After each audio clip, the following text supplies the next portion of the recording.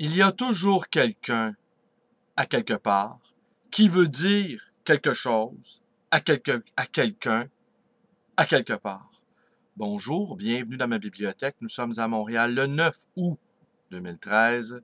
Mon nom est Bruno Lalonde. Alors hier, je vous promettais, si je puis dire, de vous révéler pourquoi je ne crois pas que l'attentat contre Michel Auger ait été le fait des motards criminalisés et Hells Angels.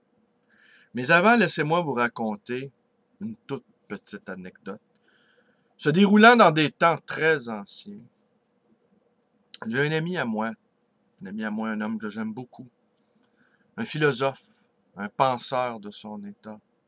Non pas de ces philosophes qui se bricolent une réputation à partir des travaux des autres, Heidegger ou Platon, mais un philosophe qui travaille à partir de sa propre pensée, qui bricole lui-même ses propres concepts. Et cet homme-là, un immense lecteur également. Et je rajouterais aussi un homme d'une grande bonté. Me racontait, je n'en dirai pas davantage, je ne voudrais pas qu'il soit identifié dans cette vidéo où sa modestie, son humilité naturelle pourrait en prendre ombrage. Mais il me racontait donc, ce philosophe pour lequel j'ai la plus grande estime, il me racontait que son père était agent secret pour la Gendarmerie royale du Canada, la GRC, si vous préférez. Les polices montées, si vous préférez encore. Et son travail à cet homme, il a passé plusieurs années donc à être un agent secret de la GRC, consistait à lire des journaux provenant des quatre coins du pays. Son bilinguisme en avait fait un candidat de choix. Alors, il passait ses journées à lire des journaux nationaux, régionaux, locaux, feuillets paroissiales, et il découpait les articles et les colligeait. Il passait ses journées à lire, accompagné de quelques confrères qui eux aussi en faisaient autant. Et ils passaient ainsi leur journée à colliger des tonnes d'informations. Aujourd'hui, les logiciels qui amassent des informations partout, et la quantité d'informations que nous livrons de nous-mêmes via ma chaîne YouTube, abonnez-vous à ma chaîne, ou encore via ma page Facebook, vous pouvez aller la visiter, vous pouvez même devenir un ami. Alors imaginez la somme de renseignements que les gens d'eux-mêmes offrent, ou encore que d'autres offrent. Alors les logiciels sont de plus en plus puissants, les algorithmes chargés de traiter cette immense masse d'informations sont également de plus en plus puissants. Alors quand j'évoque ce souvenir de cet agent secret de la GRC, j'évoque assurément des temps très, très anciens, des temps archaïques. Mais vous allez voir, l'archaïsme n'est pas tellement loin non plus. Alors, je vous rappelle les faits. Je vais vous dire mon avis pourquoi l'attentat contre le journaliste Michel Auger a été commandité par la mafia italienne et je vais développer à partir de ces choses-là que je viens de vous dire, à savoir qu'il y a toujours quelqu'un à quelque part qui veut dire quelque chose à quelqu'un à quelque part. Alors, petit rappel des faits.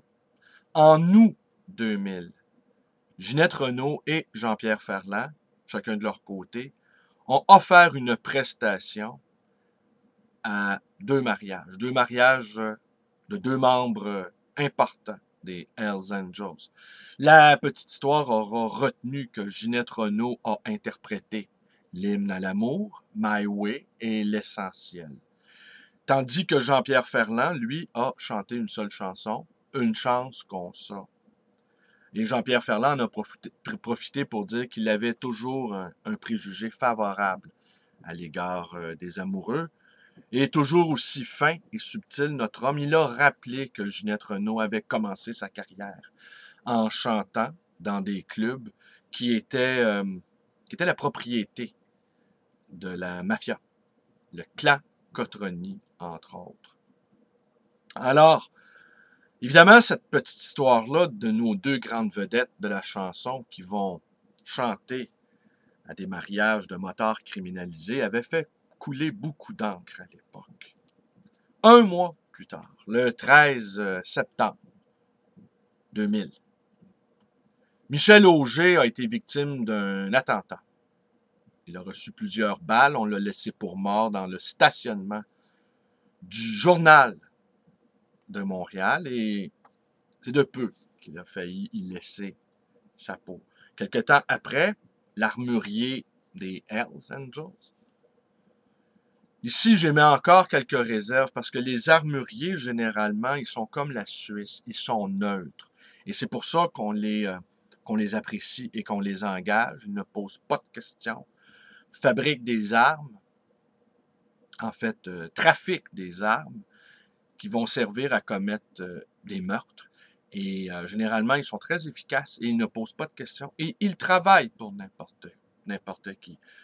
J'ai cru comprendre qu'il y a quelques années, cet armurier avait passé à table, était devenu délateur en 2008 ou en 2009. Mais encore là, se reconnaître coupable de crimes que nous n'avons pas commis afin d'échapper à la punition de d'autres crimes commis, c'est un vieux classique. Mais j'en arrive au fait. Là. Août 2000, les Hells invitent deux chanteurs populaires à leur mariage et un mois plus tard, ils s'en prennent à un journaliste. Ici, il y a une sorte d'incohérence, une sorte d'incongruité. On ne peut pas, d'un côté, avoir les médias de son bord, et de l'autre, s'en prendre ainsi à un membre très important des médias, Michel Auger, qui, lui, est un journaliste spécialisé dans les affaires criminelles. Et il était assez évident qu'à la suite de cet attentat contre Michel Auger, il y aurait une vague de fond d'indignation. Et que cette vague-là finirait par vraiment ébranler cette espèce de belle image à laquelle travaillait sans relâche Maurice Boucher. Petite incongruité.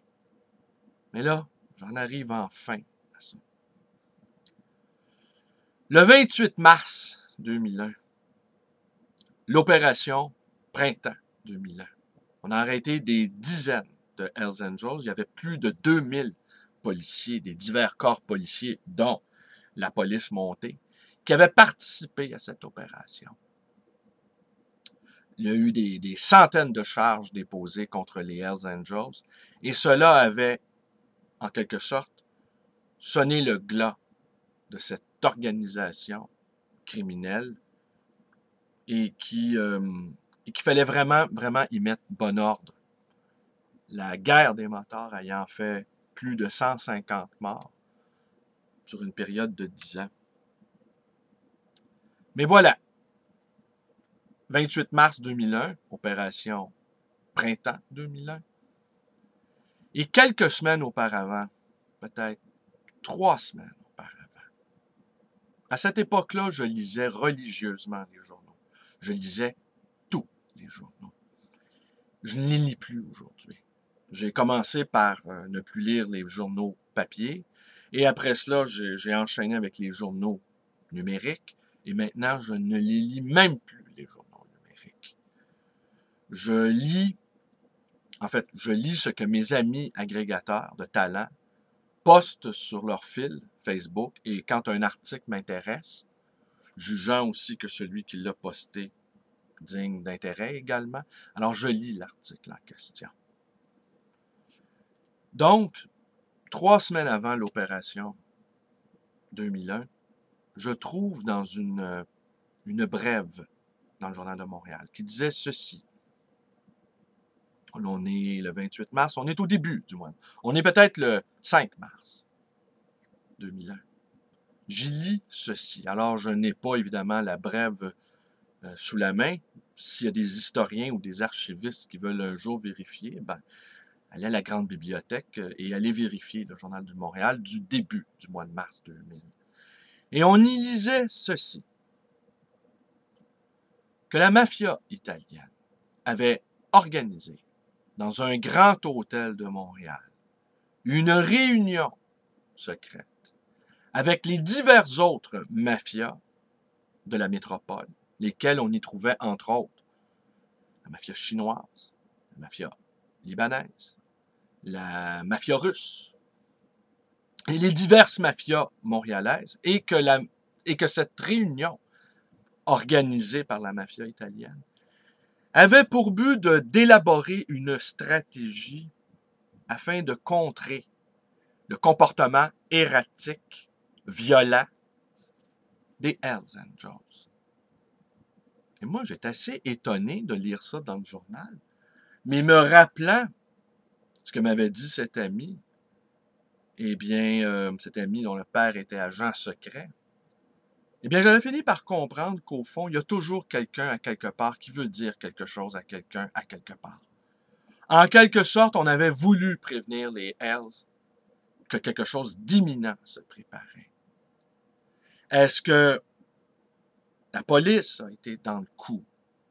Est-ce que la police a laissé, est-ce qu'un membre corrompu de la police a laissé filtrer cette information, que la mafia italienne était à réfléchir et elle était même en train d'avoir beaucoup d'effectifs de son côté afin de lutter contre les Hells Angels, parce que les Hells Angels, avec leur comportement, eh bien, minaient les affaires de tout un chacun, les ruinaient en quelque sorte. La mafia ne veut pas juste faire beaucoup d'argent, elle aspire également à la respectabilité. Elle aspire à avoir son argent blanchi et à être reconnue également par la société, à l'image de ces grandes familles dont la fortune a été fondée également par le crime et la violence. On nommera pas de nom, vous les connaissez. Bon, on peut nommer Bronfman, on peut nommer Molson, on n'en nomme que deux ici, qui ont été des grands trafiquants d'alcool. Hein? La famille Kennedy, hein? Dont le fils, c'est la suite de cette histoire américaine épouvantable, mais qui est au fond à l'image de notre société. Alors, je n'ai pas été étonné quand les policiers ont frappé les Hells Angels en ce printemps 2001. Alors, voyez, je maintiens ça, vous me direz, ah, c'est petit ça. Mais c'est quand même quelque chose quand toutes les mafias se réunissent ensemble pour contrer une organisation criminelle. On me dira, ce n'est que coïncidence, mais je n'y crois pas.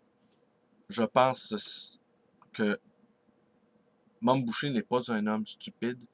Il n'aurait pas on n'aurait pas commandité un attentat contre un membre éminent de la presse. Que l'on croit que c'est lui, que c'est son organisation qui a commis ce forfait, ça fait l'affaire de tout le monde. Et aujourd'hui, ben, l'histoire s'est écrite comme telle. C'est les Hells Angels qui ont commandité cet attentat. Et personne n'ira vérifier dans le détail si c'est vrai, parce que il n'y a pas de traces, il n'y a pas de traces écrites. Je conclurai là-dessus en vous disant aussi, en vous rappelant le rôle parfois nécessaire de la mafia au sein de l'État. Il y a certaines tâches, il y a certaines choses qu'un État ne peut pas faire de lui-même, que certains fonctionnaires ne peuvent pas faire par eux-mêmes. Alors on a besoin d'hommes de l'ombre pour exécuter ces basses besognes. Je rappellerai ici simplement le rôle de Galliano, Alfonso Galliano, qui a été enquêté par la GRC et a été le comptable d'une organisation mafieuse bien connue à Montréal. Et Galliano, c'est à lui qu'on doit, entre autres, le fameux scandale des commandites avec Joseph Guité, lui, haut fonctionnaire, qui a encaissé une peine de prison. On se rappelle des faits. De l'argent, le Parti libéral versait de généreux montants à des firmes de publicité qui, elles, déployaient une grande énergie de propagande pour défendre l'image du Canada auprès des Québécois, vendre le fédéralisme. Et après ça, ces firmes de publicité remettaient, sous forme de dons, de l'argent au Parti libéral. Mais pour organiser ces choses, ça nous prend des hommes de l'ombre, des hommes qui n'hésitent pas à poser des gestes illégaux au nom de l'État, au nom d'une certaine idée de l'État. L'État a besoin de ces gens-là pour se maintenir en l'État, justement. Alors, pourquoi ce titre, je conclue? Pourquoi ce titre de Alerte à la tarte aux pommes? C'est qu'évidemment, cette vidéo-là, il y a eu beaucoup de mots qui ont été dits. GRC, moteur criminalisé, Hells Angels, Galliano. Il est évident que les logiciels vont se mettre en opération et vont colliger tous ces mots sortis de ma bouche. Et sans doute, mon propre dossier va s'étoffer. Mais je ne crois pas, je vais en profiter ici pour dire que je ne crois pas, je ne pense pas que des actes terroristes, quels qu'ils soient, sont de nature à faire avancer les choses dans notre société. Je pense qu'un acte terroriste réussi ou manqué ou appréhendé ne fait qu'assurer la mainmise de l'État sur nos vies. Et qu'à chaque fois qu'un huluberlu va poser des gestes terroristes, eh bien, à chaque fois, l'État va en profiter pour suspendre les libertés individuelles au nom de la sécurité. Colligez cela aussi, messieurs. C'est mon point de vue. Alors voilà, c'est tout. Alors, tarte aux pommes, je ne crois pas que tarte aux pommes va faire osciller les logiciels. Je ne crois pas qu'au mot tarte aux pommes, les algorithmes vont se mettre en mouvement. Alerte à la tarte aux pommes. Elle vient de sortir du four, elle est toute chaude, elle est prête à être mangée. Je vous remercie d'être avec moi. Mes vidéos vous plaisent. Abonnez-vous à ma chaîne, ma page Facebook. Mon numéro de téléphone, 514-736-0999. Et également ma librairie d'occasion et d'anciens, le livre voyageur dans le quartier Côte-des-Neiges à Montréal. Allez, j'en offre une pointe. Merci, bonne journée.